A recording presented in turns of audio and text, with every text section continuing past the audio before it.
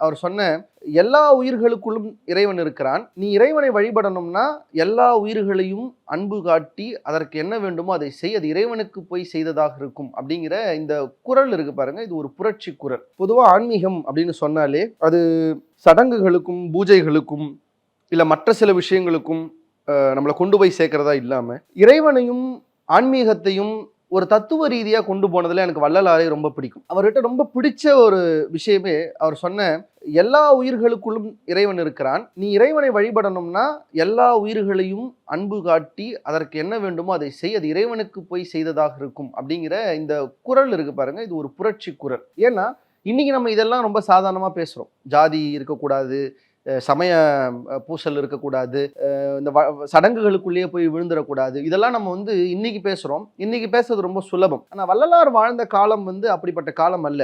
அது அவர் வாழ்ந்த காலத்துல இந்த மாதிரியான குரல்களே கிடையாது. அப்ப அந்த தருணத்திலே இந்த மாதிரியான ஒரு தத்துவத்துக்கு ஒரு முகமா வந்தது வள்ளலார் அப்படிங்கிறதால எனக்கு அவரை ரொம்ப பிடிக்கும்.